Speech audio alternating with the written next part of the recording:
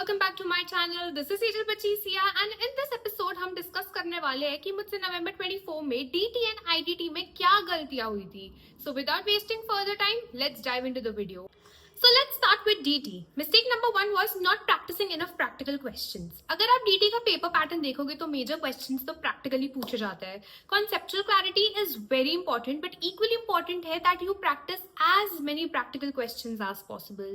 Mistake number 2 was मैंने capital gains और भी ऐसे चैप्टर्स छोड़ दिए थे।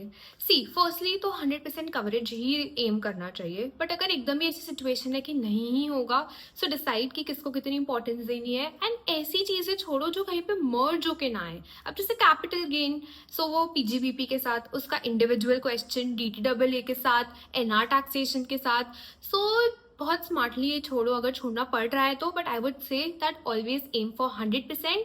भले फिर डिसाइड कर लो कि किसको कितनी बार रिवाइज करना है, किसको कितनी ज्यादा इंपॉर्टेंस देनी है। Mistake number 3 was not writing mock tests. This is applicable to all levels of CA and every subject, that it is very crucial कि तुम mock tests की प्रैक्टिस करो, क्योंकि तुम्हें पता चलेगा ना कि तुमसे क्या गलती हो रही है इन एग्जीक्यूशन, एंड टाइम से लिखो so that you get to work on it. So now let's move on to IDT. IDT में mistake number 1 was ignoring theory. And this was the biggest mistake, क्योंकि theory आती है around 30 marks की इन IDT, and उसमें भी बहुत simple है। मतलब it is very easy to score in theory तो यू शुड एम की कम से कम 3, 4, 5 रिविजन तो तुम कर ही लो of IDT.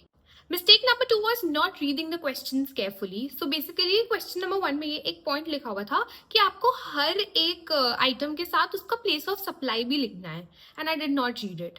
So please don't do these mistakes, क्योंकि वो सिंपल था ना, place of supply figure out करके लिखना था बस। तो please read the questions very carefully. Mistake number 3 was not writing the working notes.